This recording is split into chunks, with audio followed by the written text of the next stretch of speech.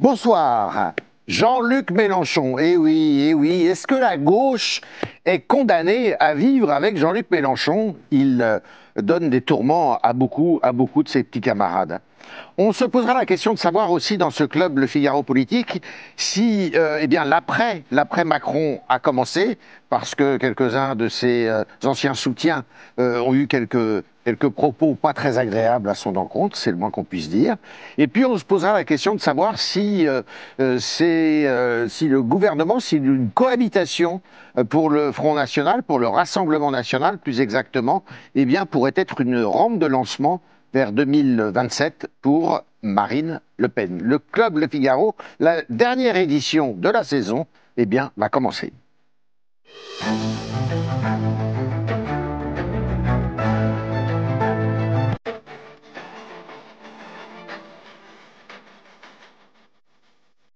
Avec un beau plateau, avec le directeur délégué de la rédaction du Figaro, bonsoir, avec Vincent Trémollet-de-Villers, avec Frédéric Dabi, directeur général opinion à l'IFOP. Bonsoir Yves. Bonsoir, avec Anne Fulda, grand reporter au Figaro.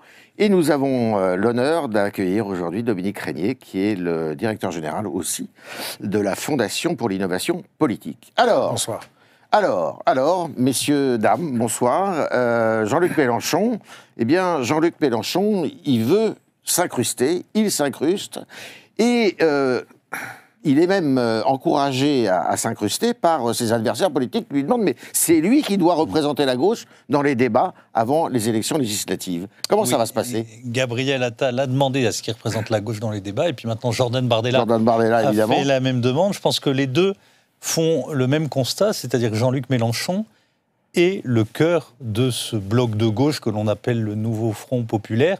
C'est lui. C'est l'inventeur de la NUPES. C'est l'inventeur de la NUPES. C'est lui qui a décidé des investitures, c'est lui qui a décidé du programme, et c'est lui qui décide quand il dit qui sera l'éventuel Premier ministre. Alors il y a des voix qui s'opposent à l'intérieur de son bloc, celle de François Hollande, celle de Fabien Roussel, celle de certains écologistes, mais en disant c'est un boulet. Je crois que Jean-Luc Mélenchon est un boulet pour son camp, mais il est aussi le moteur de son camp. C'est un moteur encrassé par ses pulsions autoritaires, par son obsession israélienne, par ses alliances avec les indigénistes. Mais enfin, c'est un moteur polluant, on va dire, mais c'est un moteur qui fait tourner la gauche depuis maintenant une quinzaine d'années, avec des scores à l'élection présidentielle qui sont des scores à 2 chiffres, et avec une alliance électorale faite de briques et de broc en 2022, mais qui, bon an, mal an, a tenu, et avec maintenant cette nouvelle proposition d'alliance. Donc, ceux qui pensent être plus habiles que Mélenchon en rejoignant son bloc comme François Hollande, par exemple, à mon avis, se trompent. Ils vont finir dans la position soit des naïfs, soit des idiots utiles. Dominique Régnier, de quoi est le nom Mélenchon? Disons que ce qui est en train de se passer, qui a commencé il y a quelques années, moi je fais commencer le mélenchonisme que nous connaissons aujourd'hui à 2003-2004, au moment du référendum sur la Constitution. Et je vous rassure, je ne vais pas faire l'histoire complète, hein. Mais ce qui s'est joué, c'est la conviction chez lui que le 21 avril 2002 venait ruiner la gauche de gouvernement et appelait soit à renoncer à prendre le pouvoir, soit à revêtir une forme protestataire. Et son objectif, et c'est ce qu'il a parfaitement accompli avec la NUPES et le nouveau Front populaire, c'est d'absorber, d'avaler littéralement ce qui a été la gauche de gouvernement, dont on doit, je dirais, la réminiscence relativement récente. Pour ceux de ma génération, en tout cas, c'est très parlant, à l'élection de François Mitterrand en 1981, et jusque, finalement, à l'élection de François Hollande en 2012, une gauche qui est capable de gouverner parce qu'elle est modérée, parce qu'elle est prudente dans l'action. Elle a aussi des embardées, mais c'est une gauche qui peut perdre et revenir au pouvoir. Ça ne marche plus, selon Jean-Luc Mélenchon, et il est en train au fond, non pas de réconcilier les deux gauches qui étaient irréconciliables, mais d'absorber l'une pour fortifier l'autre. Et je dirais, pour terminer, que le plus gros morceau, le coup le plus remarquable, c'est d'avoir avalé François Hollande, qui était au fond, la figure de l'autre gauche, celle qui ne voulait pas, celle qui voulait rester dans un sillon de sérieux et de réformisme, il l'a absorbé. D'ailleurs, c'est étonnant parce que François Hollande s'est présenté lui-même devant l'énorme bouche de Jean-Luc Mélenchon pour être avalé. Le pari révolutionnaire, en gros, c'est comme ça que je le résume, que nous présente Dominique Régnier, Frédéric Dabi, est-ce qu'il est gagnant? À moitié. Il est d'abord perdant quand on regarde tous les indicateurs d'enquête d'opinion, mais qui ne sont pas la réalité, qui sont une perception du réel. On peut les prendre un par un. Jean-Luc Mélenchon, l'homme politique le plus impopulaire, avec Éric Zemmour dans notre baromètre IFOP fiducial pour Match et Sud Radio. Jean-Luc Mélenchon, l'homme perçu comme le plus mauvais Premier ministre possible par 81% des Français et même 61% de sympathisants de gauche, devancés par Glucksmann, Ruffin et même François Hollande dont parlait Dominique Régnier. Mais Jean-Luc Mélenchon, incontournable. Incontournable. Quittons les élections européennes puis législatives. Rappelons-nous notre enquête il y a maintenant 2 mois d'attention de vote présidentielle pour le Figaro Magazine et Sud Radio.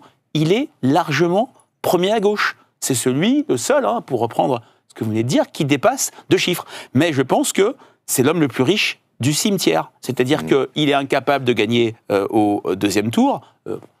Prudence, bien sûr, là-dessus. C'est pas son objectif, on l'a bien dit ensemble. Et puis, aussi, quand on voit tous ses adversaires, Gabriel Attal qui dit le débat de demain, mardi soir, sur TF1, LCI, il faut plutôt que ce soit Jean-Luc Mélenchon.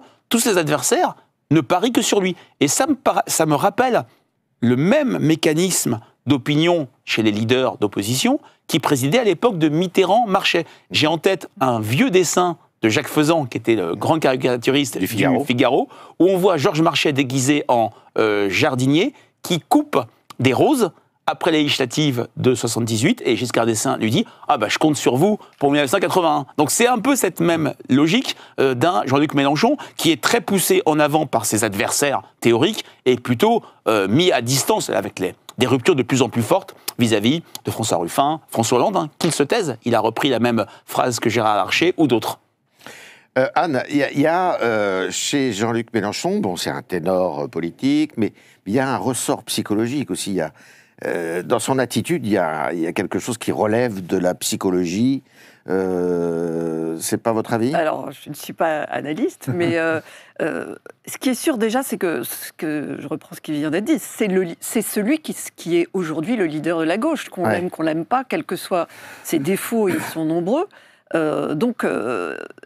En fait, c'est un peu le pendant de Macron de l'autre côté. C'est-à-dire qu'Emmanuel Macron aussi, on dit il faut le cacher, il faut le faire taire. Aujourd'hui, oui. Aujourd'hui, dans le cadre des prochaines élections législatives. Mais c'est un peu l'équivalent des 2 côtés. Alors, je ne dis pas que les autres traits de caractère sont comparables. Si ce n'est que, malgré tout, il y a obligatoirement, comme chez n'importe quel homme politique, une dimension narcissique assez forte, c'est sûr que Jean-Luc Mélenchon n'est pas homme à s'effacer comme ça du jour au lendemain. C'est quelqu'un qui est tenace, il l'a montré.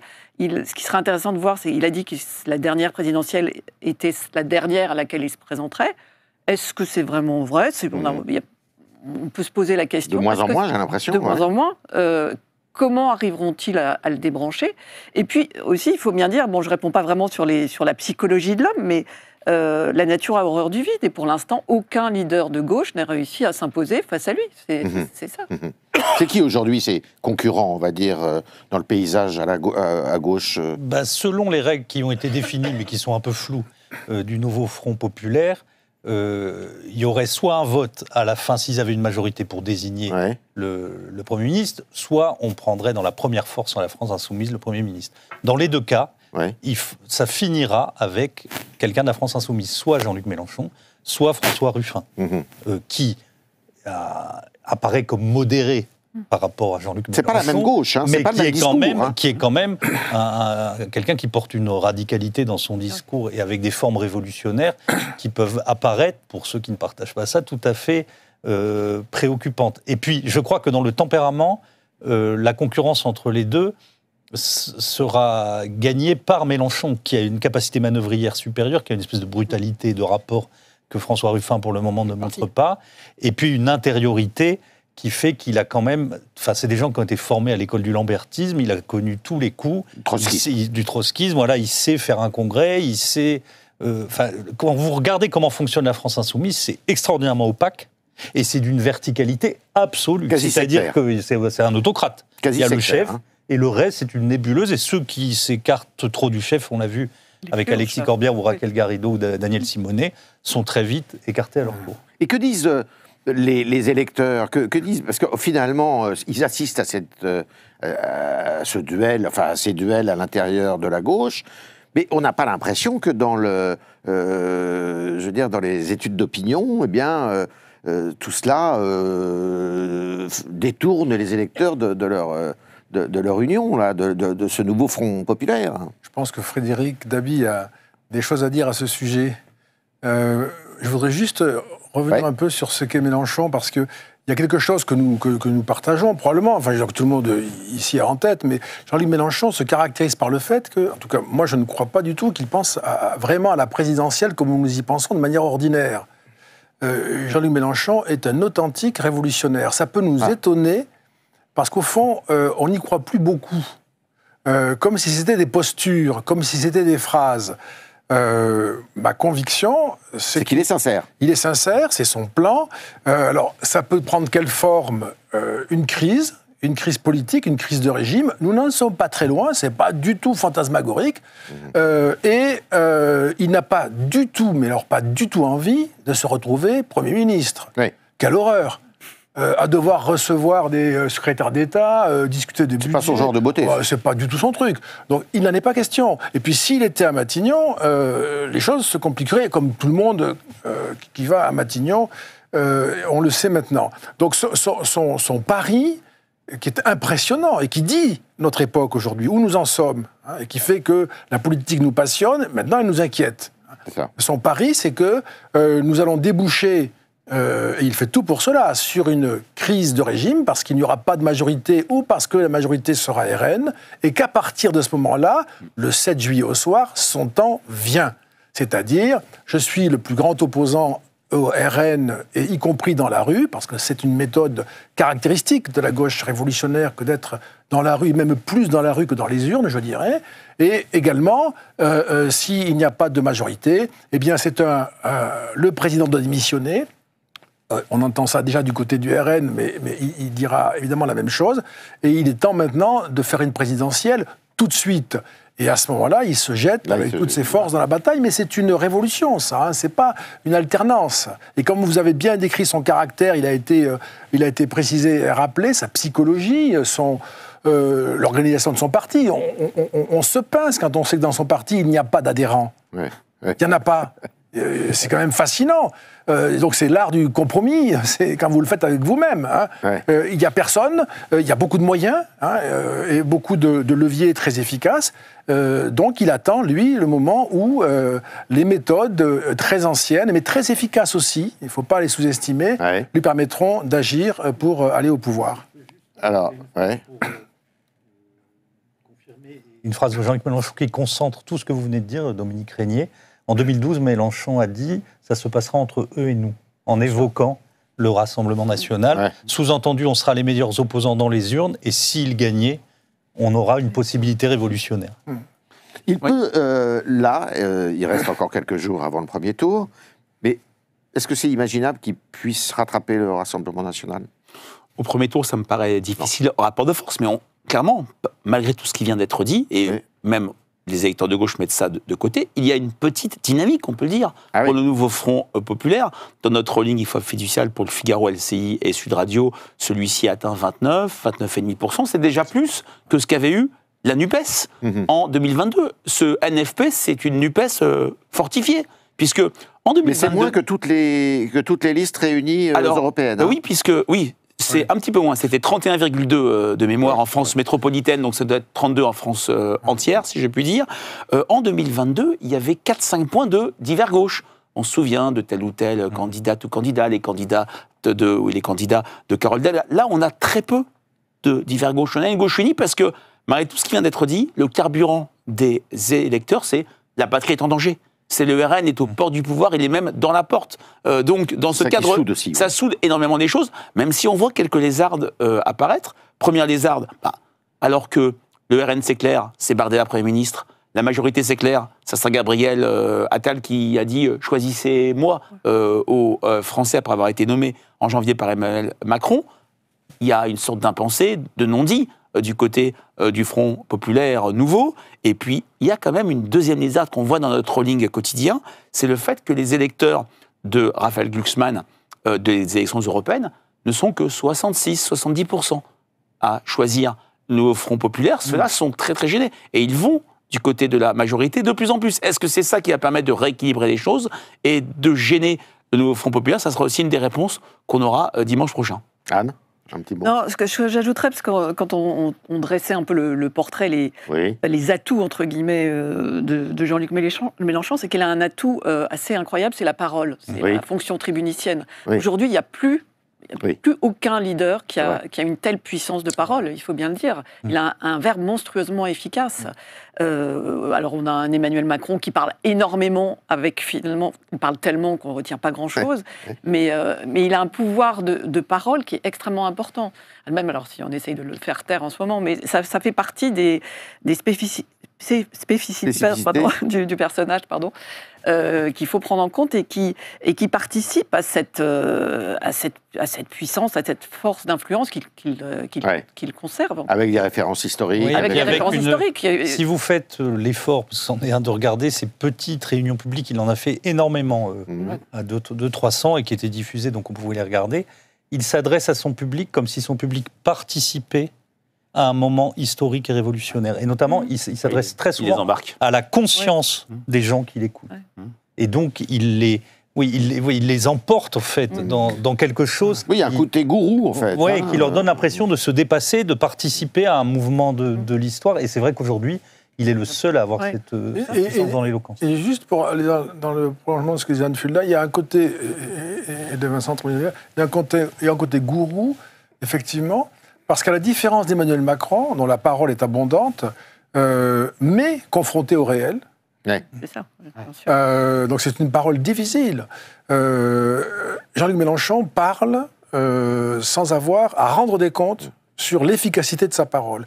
Dès lors qu'il vous embarque, comme il a été dit à l'instant, elle est efficace, sa parole. C'est son objectif et ça suffit. Ce qui est, je ne dirais pas que c'est facile, mais c'est plus facile que de parler pour ensuite se soumettre la vérification de vos paroles au jugement public. Voilà, est-ce que ça s'est passé comme je vous l'avais dit? Et en général, ce n'est pas le cas.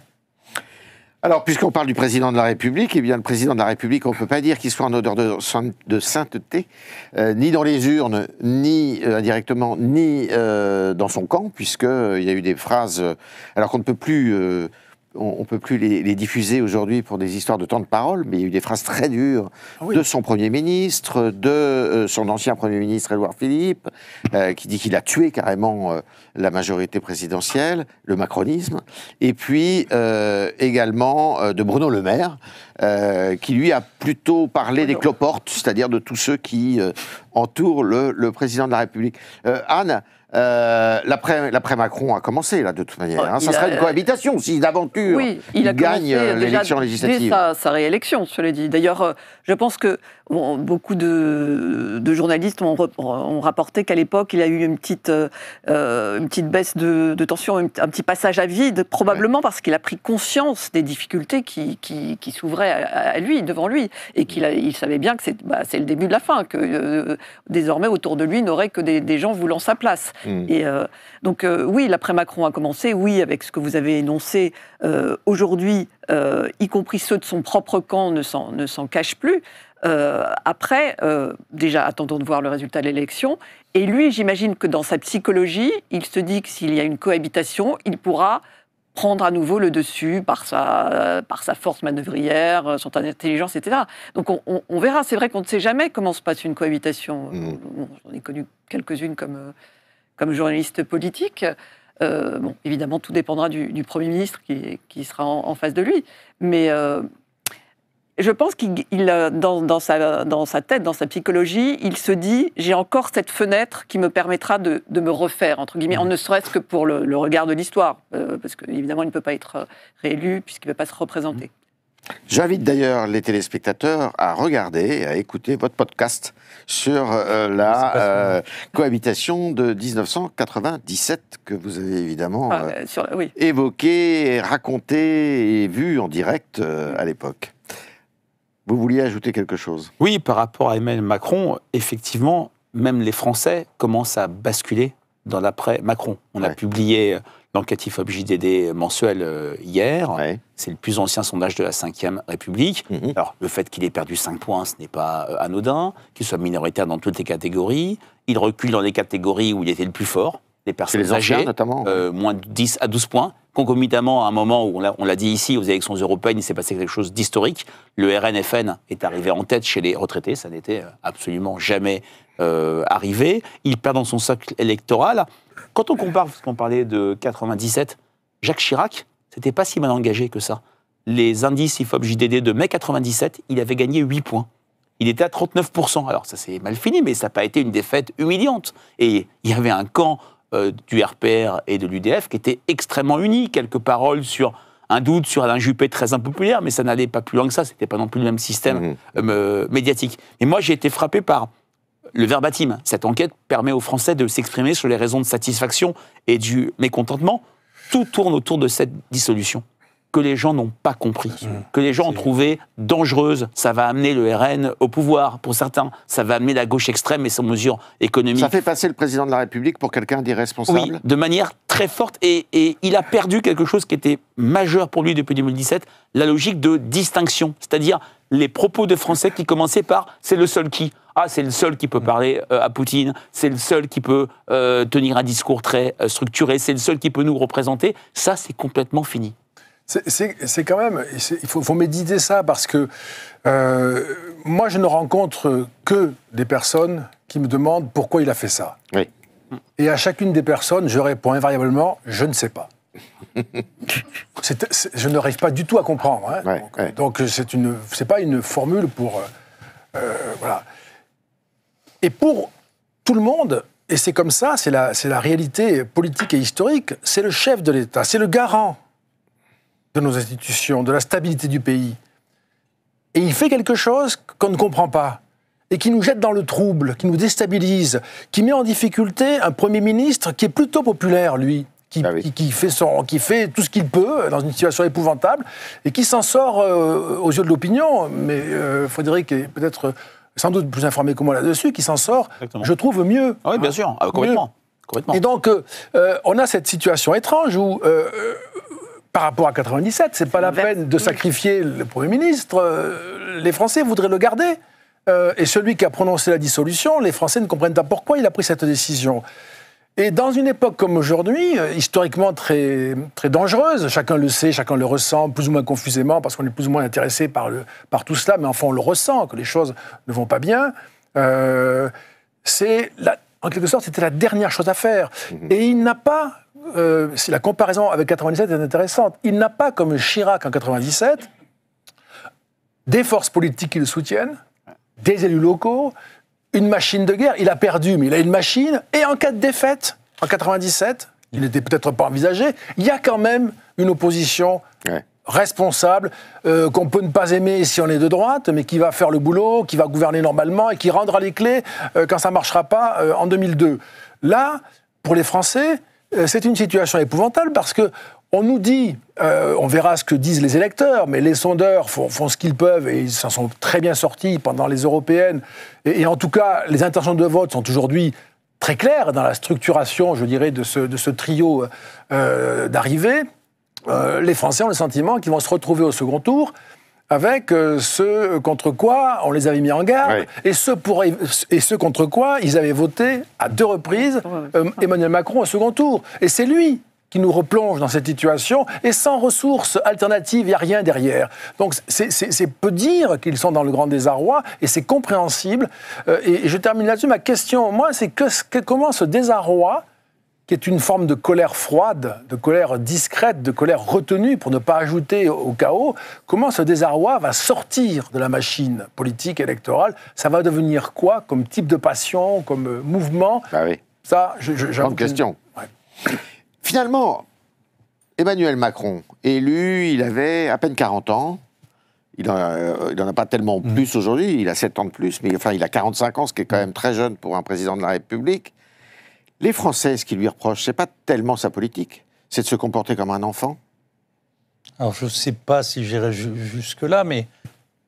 C'est son attitude, c'est ça. Je pense que ce que disait Frédéric Dabi est très juste. Les Français lui reprochaient bien des choses, mais lui trouvaient des qualités exceptionnelles pour la fonction qui était la sienne, notamment par effet de contraste avec François Hollande, quand il est arrivé. Et Emmanuel Macron a été élu comme le meilleur représentant de ce que Alain Minc avait appelé le cercle de la raison. Et il est l'homme qui a pris la décision la plus déraisonnable de la Ve République. Et à partir de là, il a à la fois dissous l'Assemblée, mais il a dissous son camp et il a altéré en profondeur, et à mon avis c'est irrattrapable, son autorité. Puisque ce geste, qui est incompréhensible et que personne ne comprend, et tous les esprits tournent en boucle depuis 15 jours en se disant pourquoi a-t-il fait ça, fait que la légitimité qu'il avait acquise d'esprit équilibré, clairvoyant et doué d'une compétence supérieure est entachée par cette décision, et que je ne vois pas comment, alors sauf dans une cohabitation où il serait, par effet de contraste avec le Premier ministre, quelqu'un qu'on regrette comme une forme de nostalgie, je ne vois pas comment il peut restaurer ça, et je ne vois pas comment les membres de la majorité pourraient surmonter cette contradiction du parti de la raison qui est déraisonnable, sauf à rompre dès le lundi soir, ce qu'ils n'ont pas fait. Ils l'ont fait au bout d'une semaine, au bout de 10 jours, en disant cette décision est folle, maintenant c'est moi qui prends les responsabilités, et nous allons essayer de gagner quand même cette élection. Et on a l'impression que ce que fait Gabriel Attal et Édouard Philippe est fait avec 3-4 jours de retard. Ils l'ont fait, cette rupture, mais ils l'ont faite de façon un peu subliminale, un peu... Édouard Philippe a parlé de la majorité. Je pense que les Français ne s'intéressent pas à la majorité. Ils s'intéressent à la France. Ils s'intéressent pas. Et on a attendu une parole forte, une parole d'homme d'État, disant nous sommes au bord d'un gouffre, et moi, je vais essayer de remettre un peu d'équilibre dans cette situation très incertaine, et malheureusement, aujourd'hui, on ne la voit pas. Ouais, on a eu quelques petites prises de parole de personnes comme Bernard Cazeneuve, par exemple, qui ont un peu, quand même, malgré tout, sauvé l'honneur. Et moi, ce qui m'intéresse, je me souviens qu'en 97, donc quand j'étais en politique, je suivais l'Élysée, il y a eu, suite à la dissolution et ces élections législatives perdues, une espèce de mépris, de souverain mépris à l'encontre de Jacques Chirac aussi. Oui. On n'aime pas les perdants. Le roi est nu, Alain Madelin avait eu des paroles extrêmement dures. Alors, effectivement, la grande différence, c'est que l'alternance était une alternance classique. Alors que là, Emmanuel Macron ouvre la porte à l'inconnu et à des extrêmes. Mais je me souviens de 97, le lendemain de la dissolution, qui avait été également incomprise et qu'il avait été incapable d'expliquer. Oui. Il y avait eu plusieurs versions. On avait dit, alors ça avait été présenté comme le nouvel élan. Alors d'abord, ça avait été pour conforter la construction européenne. Ensuite, en réalité, c'était pour sauver Alain Juppé, puisque ça ne pouvait évidemment pas être dit comme ça. Mais le souhait de Jacques Chirac, c'était ça. C'était qu'Alain Juppé puisse être conforté, qu'il puisse nommer un nouveau gouvernement avec une majorité confortée pour pouvoir faire passer des textes difficiles qui devaient arriver. Donc, mais la grande différence, effectivement, parce que l'impression, l'incompréhension, elle était à peu près la même. Même s'il n'y avait pas la même, dans l'esprit des Français, pas cette même estime qu'il y avait... pour la capacité, la supériorité intellectuelle de Jacques Chirac, alors qu'il y avait ça pour Emmanuel Macron. La différence, c'est que les esprits étaient préparés, c'est-à-dire que depuis quelques semaines... C'était dans le débat public. Tandis que là, c'est tombé comme une théorie. Il avait préparé aussi. Il y avait eu des enquêtes qualitatives dès le mois de février 1997. Oui. Et la différence aussi, c'est qu'il y a eu des élections.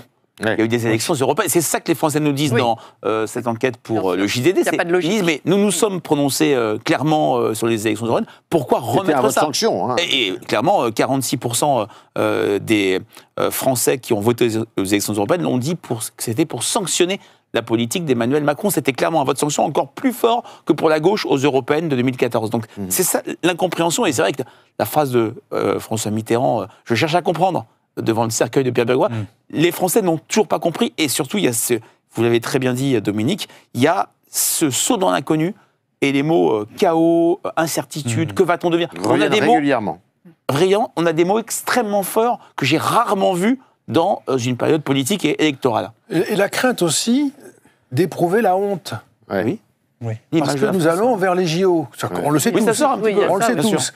Et donc, tout d'un coup, l'idée qu'aux yeux du monde, on soit centre du monde, puisse donner un tel spectacle, alors qu'on voulait en faire un motif de fierté, que ce soit... Le millésime, le 31 décembre. Absolument. Et puis, il y avait l'idée qu'ensuite, on allait avoir un événement considérable autour de Notre-Dame de Paris en décembre. Enfin, il y avait quelque chose qui s'annonçait, là, qui était une forme presque de restauration, de rétablissement, symbolique au moins. Ça se tourne en crainte de la honte. Et ça, c'est quand même... Ça veut dire que ça mettra...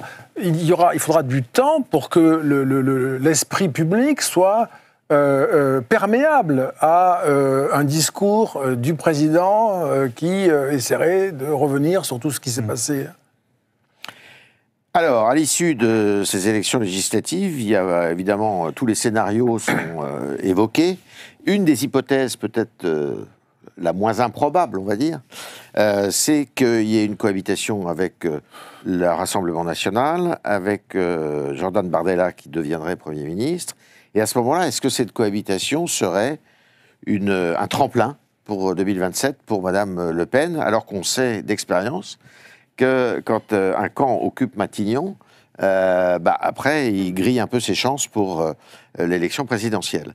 Anne, qu'est-ce que vous pensez ? Vous pensez que ça peut être un tremplin pour Marine Le Pen ? Ça peut, mais ça peut ne pas. Il suffit de regarder les cohabitations précédentes. C'est vrai que la première cohabitation, Chirac, 86-88, réélection Mitterrand, deuxième élection de Chirac. Oui, et la plus intéressante au regard de l'hypothétique arrivée de Bardella avec une cohabitation Bardella-Macron, c'est cette cohabitation de 97. De 93, oui, pardon. Où il y a effectivement Jacques Chirac qui laisse Édouard Balladur aller à Matignon. Et puis on voit les dissensions qui commencent et les divisions qui commencent peu à peu à survenir entre les deux. On ne peut pas sous-estimer la nature humaine et il n'est pas impossible qu'il y ait à un moment aussi des frottements, des dissensions, des tensions entre Marine Le Pen et Bardella. Ça fait partie des possibles. Cela dit, Bardella a encore ajouté ce matin que s'il n'avait pas la majorité absolue, il ne se rendrait pas à Matignon. Mais c'est nouveau. C'est nouveau. Ça n'était pas le discours qu'il tenait au départ. Oui. Et moi, pour ma part, c'est la thèse que je défends la même thèse qu'avec Mélenchon. C'est-à-dire qu'ils ne veulent pas gouverner. Marine Le Pen ne veut pas envoyer à Matignon Jordan Bardella. Elle ne voudrait envoyer personne. Ils sont un peu embarrassés s'ils ont la majorité absolue parce qu'il faudra bien y aller. Mais là, on le sait, si ça marche bien pour Jordan Bardella pendant 3 ans, alors déjà, il faudra qu'on consigne l'exceptionnel record et le caractère absolument remarquable de l'exploit. Mais ça rend difficile pour Marine Le Pen l'idée d'une présidentielle. Il faudrait qu'elle tienne vraiment d'une main très ferme son Premier ministre qui serait en train de réussir. Ça ne paraît pas crédible. S'il échoue, le plus probable, elle ne peut pas se présenter, ou bien elle ne peut pas être élue en tout cas. Et donc là, je crois que Marine Le Pen, comme Jean-Luc Mélenchon, ne veut pas de ces élections législatives. Ils veulent avoir le plus de députés possible. Ils ont modifié leur discours en expliquant qu'avec la majorité relative, ils n'iraient pas. C'était pas, comme je l'ai dit, le discours au départ. Maintenant, ils disent la majorité absolue, mais Marine Le Pen a laissé entendre, et encore Louis Alliot, hier ou aujourd'hui, je ne sais plus, qu'en cas de défaite, Emmanuel Macron devrait démissionner. Ça va être ça le thème, c'est-à-dire on a une majorité absolue, on va voir ce dont ce président est capable, et là, ce serait, Anne Fudla, ce serait passionnant d'ailleurs, si je peux dire, c'est effrayant, mais passionnant aussi, c'est-à-dire qu'on aurait une cohabitation, moi je crois, extrêmement agressive, dans un système où il faudra que tout le monde se penche sur l'article 20 de la Constitution, c'est pas très long à lire. Le pouvoir détermine et conduit la politique de la nation. Tout le pouvoir appartient au gouvernement. Tout le pouvoir, pas d'histoire, tout le pouvoir, y compris le pouvoir budgétaire sur l'Élysée. Tout le pouvoir. Et donc, c'est un combat terrible qui ne peut pas se mener dans de bonnes conditions et qui doit se résoudre avant juin 2025, qui est le retour du droit de dissoudre pour le chef de l'État. Donc, c'est une course contre la montre. Je trouve que ça annonce quand même une période particulièrement difficile et tendue. Oui, Vincent ? C'est la suite de cette dynamique de décomposition qu'a été la décision de la dissolution, puisque L'appel à la démission, on pouvait le prévoir à partir du moment où Jordan Bardella a passé 6 mois avant le 9 juin à dire « si je suis en tête, il faut que le président prononce la dissolution de l'Assemblée » et le président lui a obéi.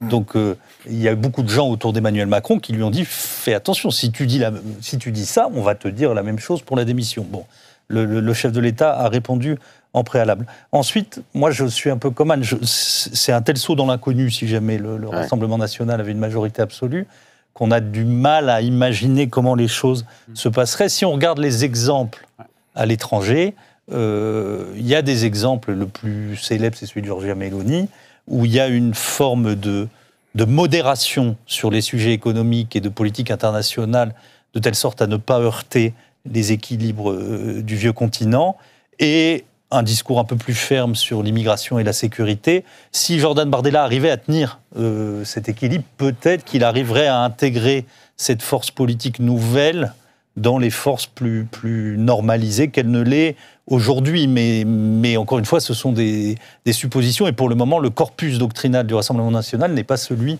de Giorgia Meloni. Et alors, Frédéric, si d'aventure, c'est ingouvernable, c'est-à-dire qu'il n'y a pas de majorité très forte, y compris relative d'ailleurs, mais qu'une toute petite majorité relative pour la gauche ou pour le Rassemblement national. Là. Qu'est-ce qui se passe là? Le président de la République, il forme un gouvernement avec un Premier ministre qui serait un technicien, comme on l'a évoqué, on a parlé de l'exemple italien avec Draghi. Qu'est-ce qui se passe? Je vais reprendre la phrase de Dominique, je ne sais pas, je ne comprends pas et je ne sais pas. C'est très utile. C'est sympathique. Non, mais, c'est un moment socratique. Mais maintenant, c'est vrai, il y a eu quand même des précédents, les 11 voix qui manquaient les 11 sièges qui manquaient à Michel Rocard en 88, les 20-25 sièges qui manquaient à Madame Borne. Mais là, une fois de plus, on est dans de l'inconnu total, on est sur une cohabitation, oui, qu'on peut imaginer comme une cohabitation de combat. Alors, dans l'histoire des cohabitations, il y a quand même eu des moments où on anticipait le départ du président. La première, il y avait un acteur de droite de référence, très populaire, Raymond Barre, qui jusqu'en mars 86 a dit « il n'y aura pas de cohabitation, le président sera forcé de partir ». Forcé de constater qu'il est resté et qu'il a même été réélu. Et là, par contre, la petite musique d'un président qui sera sommé ou forcé, il devra se soumettre ou se démettre, comme on s'en souvient. McMahon. Voilà, McMahon. Gambetta vis-à-vis de McMahon. Ouais, exactement, qui est une majorité relative, une majorité absolue, et beaucoup plus présente dans le champ politique, et elle fait partie de cette équation sur l'incertitude et l'inquiétude des Français. Et quand on voit la lettre du président de la République, d'Emmanuel Macron, qui a été publiée hier soir dans la presse quotidienne régionale, n'est-ce pas étonnant qu'il ait été forcé de dire « je serai là pour vous jusqu'en mai 2027 ». Je n'ai pas souvenir que François Mitterrand ait pris ses précautions, Jacques Chirac encore plus après la dissolution ratée de peu, mais ratée. Donc là, effectivement, et puis s'il y a cette majorité relative, il ne pourra plus dissoudre jusqu'au 10 juin 2025. On est quand même dans une période d'incertitude majeure, dans un contexte économique extrêmement dégradé, où la question de la dette, qui était mise de côté dans le discours des Français, revient, si je puis dire, au galop. On a quand même les ferments de cette crise de régime. Avec une incertitude, notamment sur ça a été dit, mais sur la manière dont sera menée cette cohabitation, par exemple en ce qui concerne ce fameux domaine réservé qui en réalité n'est pas vraiment défini, n'existe pas. Les présidents précédents, lors des cohabitations précédentes, ont réussi à le préserver. Est-ce que là, Emmanuel Macron y parviendra? Il y a beaucoup d'inconnus de surtout qu'il y a beaucoup de divergences sur la politique étrangère, notamment par rapport au Rassemblement national. Oui. Donc, il y en aurait aussi d'ailleurs vis-à-vis de la gauche.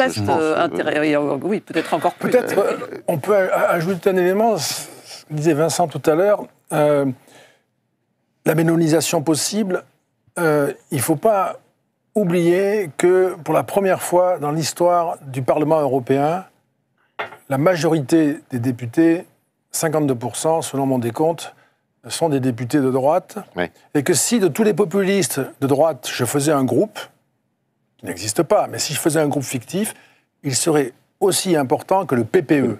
C'est-à-dire que nous avons une droitisation de l'Europe qui est impressionnante et que donc la majorité absolue pour le RN, avec Emmanuel Macron à l'Élysée, se ferait dans ce contexte-là, d'une Europe qui, nationalement et à l'échelle du continent, va à droite très vite. 45% le total des droites en 2019, 52% en 2024. C'est très impressionnant, c'était d'ailleurs anticipable, etc., on pouvait le voir, mais il y a ça qui va, si vous voulez, peser aussi.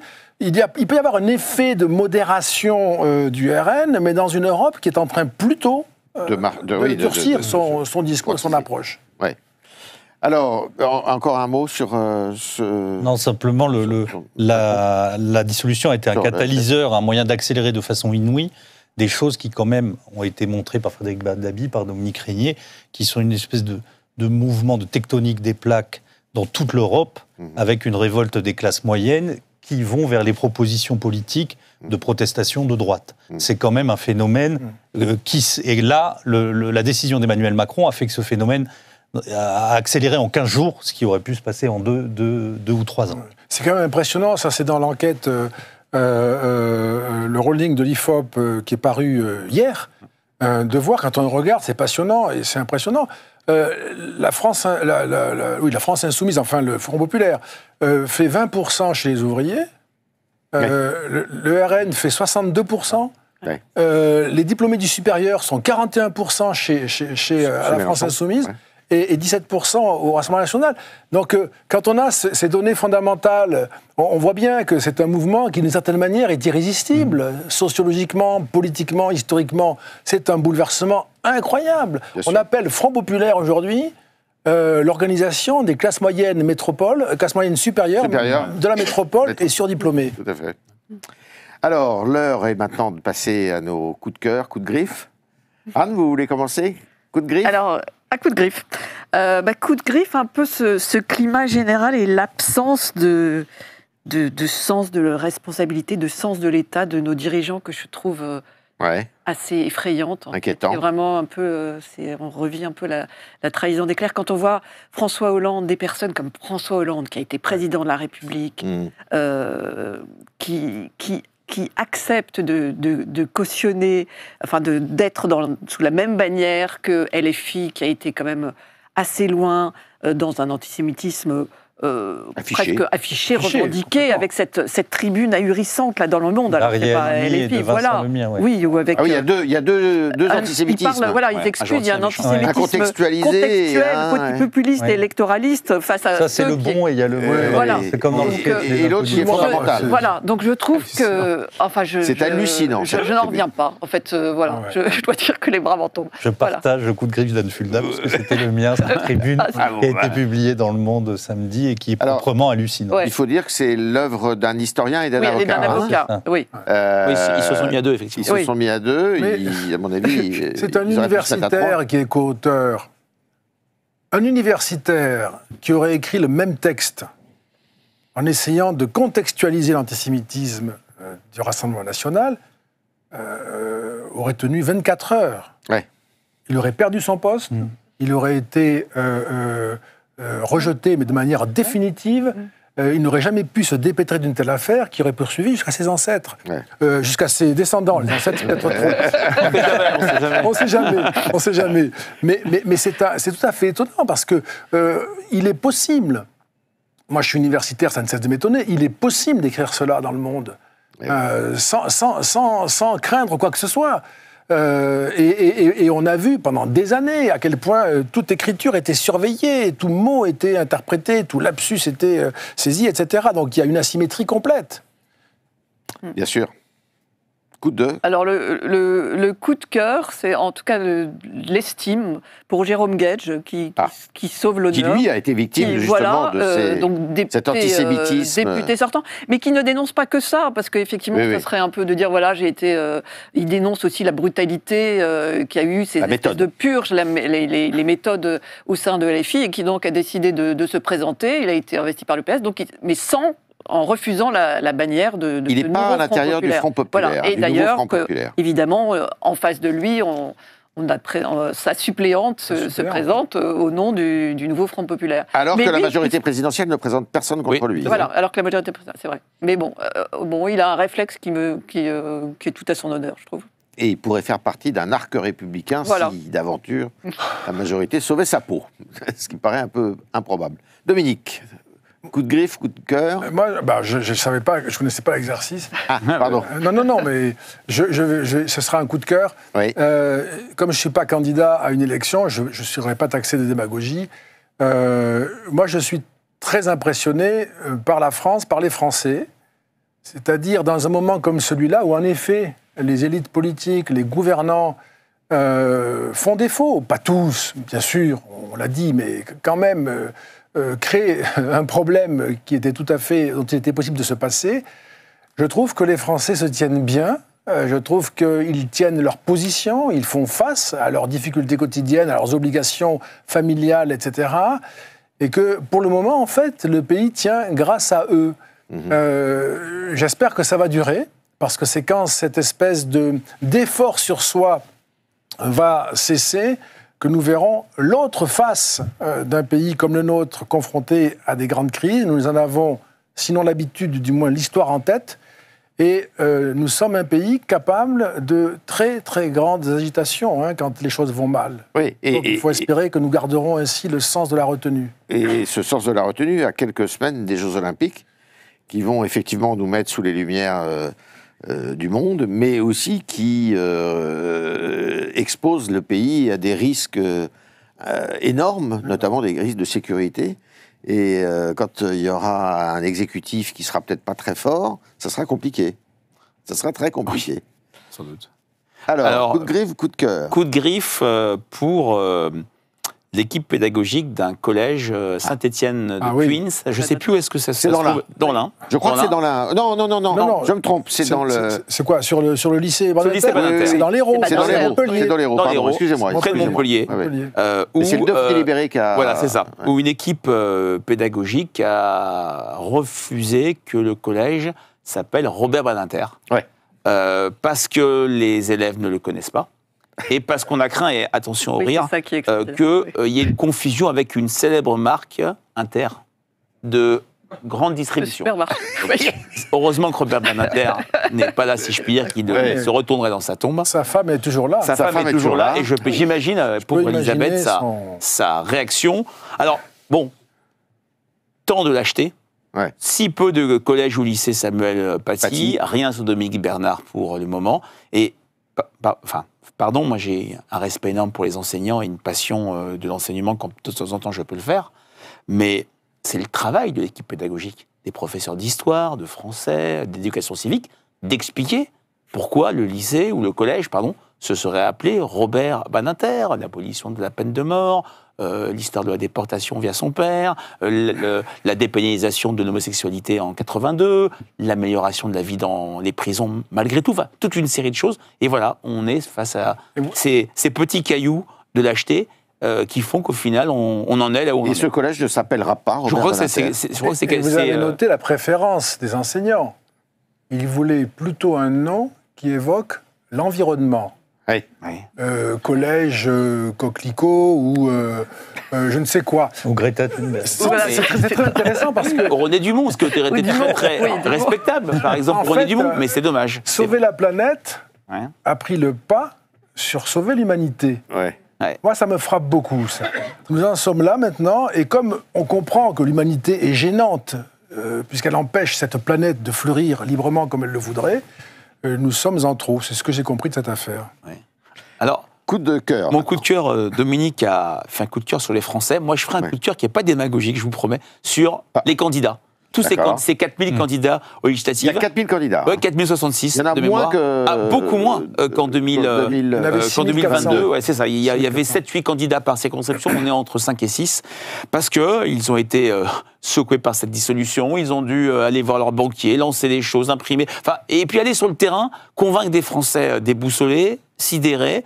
Donc c'est vrai que, alors j'en ai beaucoup au téléphone, surtout quand nous faisons des enquêtes dans leur circonscription, parce que quand on fait une enquête par téléphone dans une circonscription, ça se sait, et je suis frappé de voir que voilà, ils sont vaillants petits soldats et soldates, si je puis dire, ils vont tous, et beaucoup vont au casse-pipe, je pense à des ministres, je pense à des forces politiques qui sont en difficulté, je pense à des sortants, et c'est vrai que la démocratie, c'est ça, c'est se présenter du jour au lendemain à des élections législatives ultra compliquées.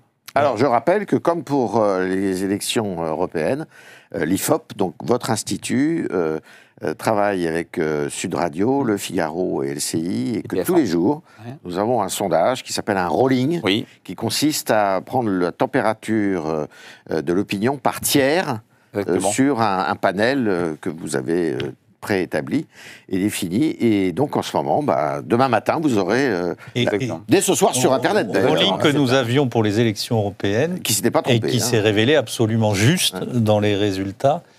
Si on prend le rolling du vendredi et les résultats, c'était ça. Alors, puisqu'il y a eu les Français et les candidats, moi, je vais avoir un coup de cœur pour les journalistes, et plus particulièrement pour les journalistes du service politique du Figaro, et plus largement du Figaro. J'espère qu'ils nous écoutent. Parce que ça fait depuis le 9 juin à 21h qu'ils habitent au Figaro. Quand ils quittent le Figaro, c'est pour aller raconter ce qui s'y passe. Il y en a un qui part avec François Hollande, il y en a un autre qui va voir le Premier ministre, il y en a un troisième. Et il y a, je trouve, une qualité dans le travail qu'ils font tout à fait exceptionnelle, dans le rythme qui fait qu'on peut suivre. Moi, mes amis qui ne sont pas journalistes me disent je ne travaille plus puisque je suis sur l'application du Figaro toute la journée à suivre ce qui se passe. Et il y a un très grand appétit de nos lecteurs puisque nous vivons aujourd'hui des audiences telles qu'on n'en a pas eu depuis le début du Covid, c'est-à-dire au moment où les gens se tournaient vers la presse pour essayer de comprendre ce qui se passait. Depuis le 9 juin. Voilà, exactement. C'est vraiment phénoménal et c'est une matière mouvante, un tout petit peu préoccupante, mais qui journalistiquement permet de faire des choses tout à fait passionnantes et j'espère éclairantes pour ceux qui nous lisent. Bravo au service politique du Figaro, à tous ces journalistes, et bravo à Vincent aussi, qui est à la tête qui pilote ce service notamment. Alors, puisqu'on est à l'heure des remerciements, moi je vais remercier d'abord le public qui est présent tous les lundis dans ce studio pour assister à cette émission qui est fort passionnante, pour remercier tous les intervenants qui viennent du journal, du service politique beaucoup, mais d'autres services aussi, et puis de nos invités extérieurs, comme vous, Frédéric et Dominique. Donc merci de votre assiduité dans ces studios, et puis merci à vous autres téléspectateurs qui êtes, je sais, nombreux à nous suivre tous les lundis soirs pour vous informer sur l'actualité politique de la France qui est pour le moins assez riche. Je vous souhaite un excellent été et je vous retrouve à la rentrée. Bonne soirée et bonnes vacances.